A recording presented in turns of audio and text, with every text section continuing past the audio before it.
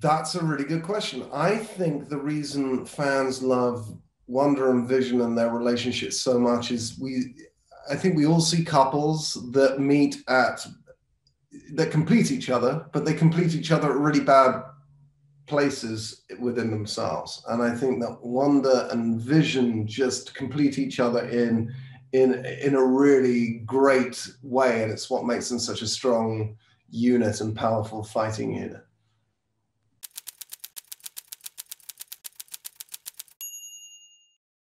When I first heard of the concept of this show, I thought it was bananas and brilliant. And Kevin and I have been talking about The Visions, which is a really great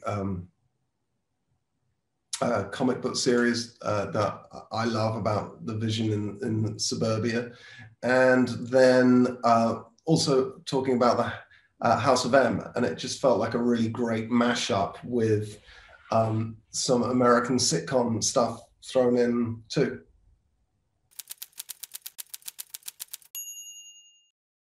Well, there are many, and I think that you can it's really interesting if you start studying it like we had to. You see how different they are from where we begin in the 50s to where we end in the sort of aughts with so we start with the Dick Van Dyke Show, and then Bewitched, and then we end up with sort of Malcolm in the Middle and Modern Family, and you go from this incredibly warm 1950s American exceptional optimism to this very cynical, quite cool in tone shows like Malcolm in the Middle and Modern Family in the 90s and the 2000s.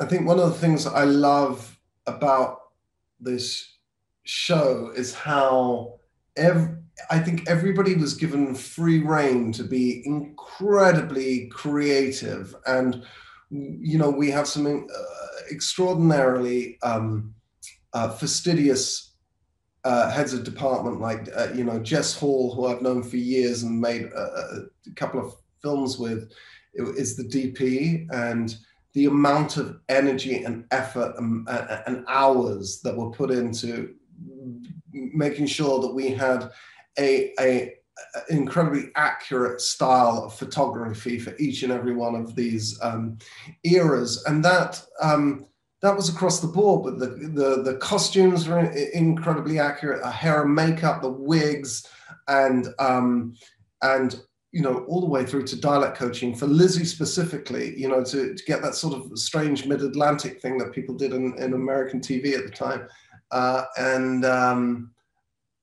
And indeed the decision by our brilliant director, Matt Shackman, who decided that the first episode had to be shot in front of a live studio audience. I was very resistant to that, but he pushed, and he was right, because it gave us that performative style that I think you could feel in those shows in the 1950s.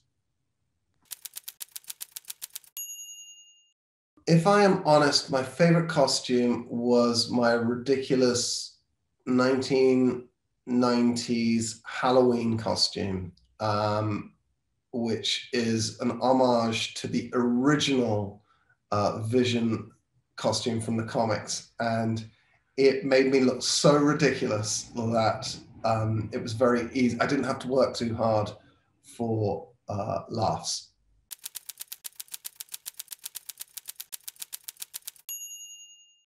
So when you're making these big movies, Avengers and so forth, Civil War and all of that, there are so many characters that necessarily your time on screen is curtailed, and you're having to pack an awful lot into a very short amount of screen time.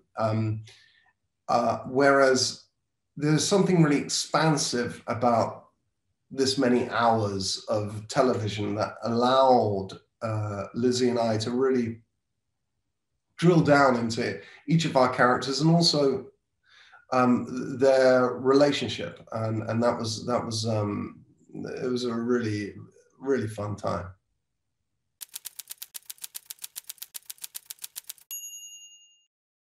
So when it came to shooting episode 1,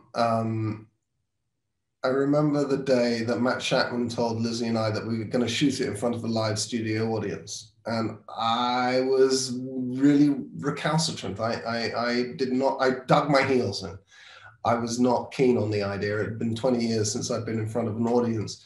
And, but he was insistent. And it turns out that he was entirely right. There is a performative style in the Dick Van Dyke Show that you can feel that there is an audience in the room because there's an audience in the room, and they are projecting past the camera to that audience and playing for their laughs, which are in turn taped and the thing that we hear in the television show.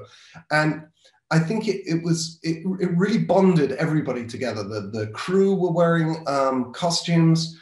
We were, of course, wearing costumes, and we were also running behind backstage you know, bumping into each Catherine Hahn and falling over at the prop table, and then coming on stage, and I think it gave us that sense of style. It gave us a sense of fearlessness, because we were all there and thinking. And Tiana was in the audience because she's not in the first episode, and we were all like, well, I guess this is what the show is. And so you were able to really let go and just go for it after that. It was a great experience.